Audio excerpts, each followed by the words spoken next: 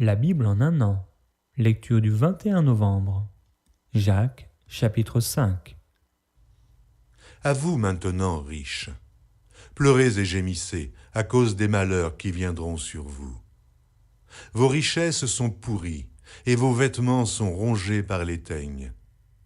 Votre or et votre argent sont rouillés, et leur rouille s'élèvera en témoignage contre vous, et dévorera vos chairs comme un feu. Vous avez amassé des trésors dans les derniers jours. Voici le salaire des ouvriers qui ont moissonné vos champs, et dont vous les avez frustrés crient. Et les cris des moissonneurs sont parvenus jusqu'aux oreilles du Seigneur des armées. Vous avez vécu sur la terre dans les voluptés et dans les délices. Vous avez rassasié vos cœurs au jour du carnage. Vous avez condamné, vous avez tué le juste qui ne vous a pas résisté. Soyez donc patients, frères, jusqu'à l'avènement du Seigneur. Voici, le laboureur attend le précieux fruit de la terre, prenant patience à son égard, jusqu'à ce qu'il ait reçu les pluies de la première et de l'arrière-saison. Vous aussi, soyez patients, affermissez vos cœurs, car l'avènement du Seigneur est proche. Ne vous plaignez pas les uns des autres, frères, afin que vous ne soyez pas jugés. Voici, le juge est à la porte. Prenez, mes frères, pour modèle de souffrance et de patience, les prophètes qui ont parlé au nom du Seigneur. Voici, nous disons, bienheureux ceux qui ont souffert patiemment. Vous avez entendu parler de la patience de Job, et vous avez vu la fin que le Seigneur lui accorda, car le Seigneur est plein de miséricorde et de compassion. Avant toute chose, mes frères, ne jurez ni par le ciel, ni par la terre, ni par aucun autre serment, mais que votre oui soit oui, et que votre non soit non, afin que vous ne tombiez pas sous le jugement. Quelqu'un parmi vous est-il dans la souffrance? Qu'il prie. Quelqu'un est-il dans la joie? Qu'il chante des cantiques.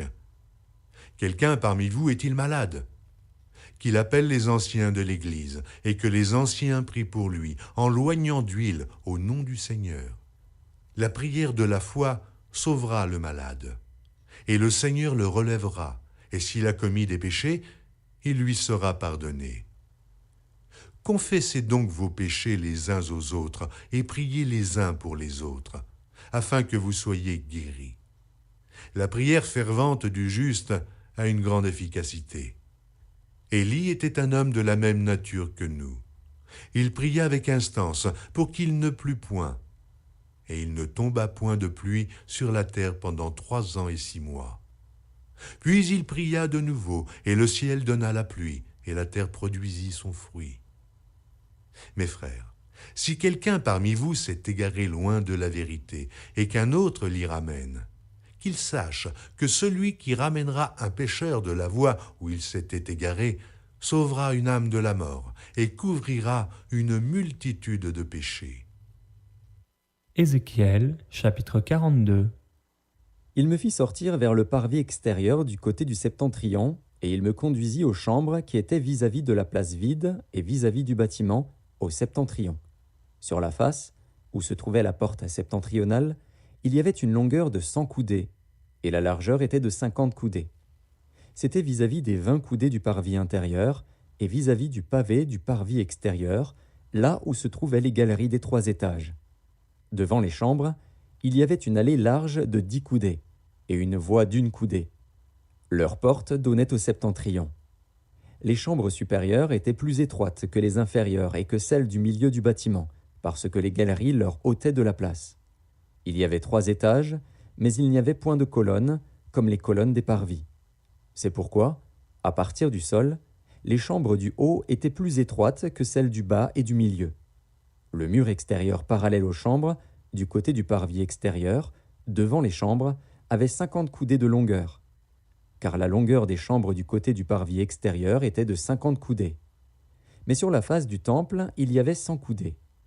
Au bas de ces chambres était l'entrée de l'Orient, quand on y venait du parvis extérieur. Il y avait encore des chambres sur la largeur du mur du parvis du côté de l'Orient, vis-à-vis de la place vide et vis-à-vis du bâtiment. Devant elle, il y avait une allée, comme devant les chambres qui étaient du côté du septentrion.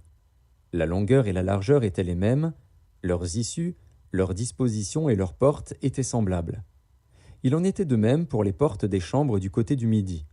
Il y avait une porte à la tête de l'allée qui se trouvait droit devant le mur du côté de l'Orient, par où l'on y entrait. Il me dit, « Les chambres du septentrion et les chambres du midi, qui sont devant la place vide, ce sont les chambres saintes, où les sacrificateurs qui s'approchent de l'Éternel mangeront les choses très saintes. Ils y déposeront les choses très saintes, les offrandes, les victimes présentées dans les sacrifices d'expiation et de culpabilité, car le lieu est saint. Quand les sacrificateurs seront entrés, ils ne sortiront pas du sanctuaire pour aller dans le parvis extérieur, mais ils déposeront là les vêtements avec lesquels ils font le service, car ces vêtements sont saints. Ils en mettront d'autres pour s'approcher du peuple. » Lorsqu'il eut achevé de mesurer la maison intérieure, il me fit sortir par la porte qui était du côté de l'Orient, et il mesura l'enceinte tout autour. Il mesura le côté de l'Orient avec la canne qui servait de mesure, et il y avait tout autour 500 cannes. Il mesura le côté du septentrion avec la canne qui servait de mesure, et il y avait tout autour 500 cannes. Il mesura le côté du midi avec la canne qui servait de mesure, et il y avait 500 cannes. Il se tourna du côté de l'Occident, et mesura 500 cannes avec la canne qui servait de mesure. Il mesura des 4 côtés le mur formant l'enceinte de la maison. La longueur était de 500 cannes, et la largeur de 500 cannes. Ce mur marquait la séparation entre le saint et le profane. Ézéchiel, chapitre 43. Il me conduisit à la porte qui était du côté de l'Orient. Et voici, la gloire du Dieu d'Israël s'avançait de l'Orient. Sa voix était pareille au bruit des grandes eaux, et la terre resplendissait de sa gloire. Cette vision était semblable à celle que j'avais eue lorsque j'étais venu pour détruire la ville. Et ces visions étaient semblables à celles que j'avais eues près du fleuve du Kébar. Et je tombais sur ma face. La gloire de l'Éternel entra dans la maison par la porte qui était du côté de l'Orient. Alors, l'Esprit m'enleva et me transporta dans le parvis intérieur. Et voici, la gloire de l'Éternel remplissait la maison. J'entendis quelqu'un qui me parlait depuis la maison, et un homme se tenait près de moi. Il me dit, « Fils de l'homme, c'est ici le lieu de mon trône, le lieu où je poserai la plante de mes pieds. J'y habiterai éternellement au milieu des enfants d'Israël. La maison d'Israël et ses rois ne souilleront plus mon saint nom par leur prostitution et par les cadavres de leurs rois sur leur haut lieu. Ils mettaient leur seuil près de mon seuil, leur poteau près de mes poteaux, et il n'y avait qu'un mur entre moi et eux. Ils ont ainsi souillé mon saint nom par les abominations qu'ils ont commises. C'est pourquoi je les ai consumés dans ma colère. Maintenant ils éloigneront de moi leur prostitution et les cadavres de leurs rois, et j'habiterai éternellement au milieu d'eux. Toi, fils de l'homme, montre ce temple à la maison d'Israël, qu'ils en mesurent le plan, et qu'ils rougissent de leurs iniquités. S'ils rougissent de toute leur conduite, fais-leur connaître la forme de cette maison, sa disposition, ses issues et ses entrées, tous ses desseins et toutes ses ordonnances, tous ses desseins et toutes ses lois.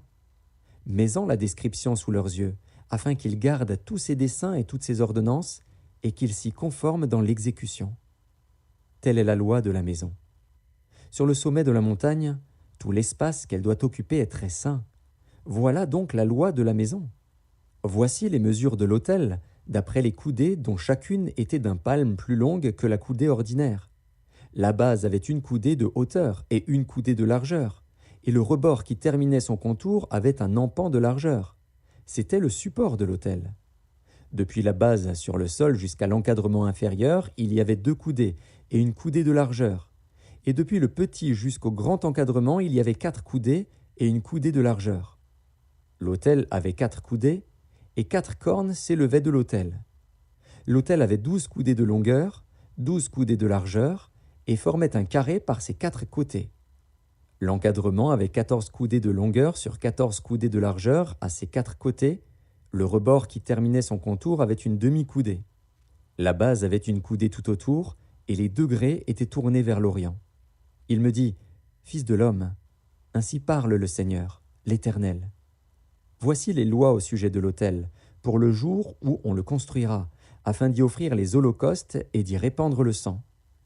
Tu donneras aux sacrificateurs, aux Lévites, qui sont de la postérité de Tsadok et qui s'approchent de moi pour me servir, dit le Seigneur, l'Éternel, un jeune taureau pour le sacrifice d'expiation. Tu prendras de son sang, et tu en mettras sur les 4 cornes de l'autel, sur les 4 angles de l'encadrement et sur le rebord qui l'entoure. Tu purifieras ainsi l'autel et tu en feras l'expiation. Tu prendras le taureau expiatoire, et on le brûlera dans un lieu réservé de la maison, en dehors du sanctuaire. Le second jour, tu offriras en expiation un bouc sans défaut. On purifiera ainsi l'autel, comme on l'aura purifié avec le taureau. Quand tu auras achevé la purification, tu offriras un jeune taureau sans défaut et un bélier du troupeau sans défaut. Tu les offriras devant l'Éternel. Les sacrificateurs jetteront du sel sur eux et les offriront en holocauste à l'Éternel. Pendant 7 jours, tu sacrifieras chaque jour un bouc comme victime expiatoire. On sacrifiera aussi un jeune taureau et un bélier du troupeau, l'un et l'autre sans défaut. Pendant 7 jours, on fera l'expiation et la purification de l'autel, on le consacrera. Lorsque ces jours seront accomplis, dès le 8e jour et à l'avenir, les sacrificateurs offriront sur l'autel vos holocaustes et vos sacrifices d'action de grâce. Et je vous serai favorable, dit le Seigneur, l'Éternel. Psaume chapitre 119, versets 1 à 16. Heureux ceux qui sont intègres dans leur voie, qui marchent selon la loi de l'Éternel. Heureux ceux qui gardent ses préceptes, qui le cherchent de tout leur cœur, qui ne commettent point d'iniquité et qui marchent dans ses voies. Tu as prescrit tes ordonnances pour qu'on les observe avec soin. Puissent mes actions être bien réglées, afin que je garde tes statuts. Alors je ne rougirai point à la vue de tous tes commandements. Je te louerai dans la droiture de mon cœur, en apprenant les lois de ta justice. Je veux garder tes statuts. Ne m'abandonne pas entièrement. Comment le jeune homme rendra-t-il pur son sentier? En se dirigeant d'après ta parole. Je te cherche de tout mon cœur, ne me laisse pas égarer loin de tes commandements. Je serre ta parole dans mon cœur afin de ne pas pécher contre toi. Béni sois-tu, ô Éternel, enseigne-moi tes statuts. De mes lèvres j'énumère toutes les sentences de ta bouche, je me réjouis en suivant tes préceptes, comme si je possédais tous les trésors. Je médite tes ordonnances, j'ai tes sentiers sous les yeux. Je fais mes délices de tes statuts, je n'oublie point ta parole. Proverbes chapitre 28, versets 6 et 7. Mieux vaut le pauvre qui marche dans son intégrité que celui qui a des voies tortueuses et qui est riche. Celui qui observe la loi est un fils intelligent, mais celui qui fréquente les débauchés fait honte à son père.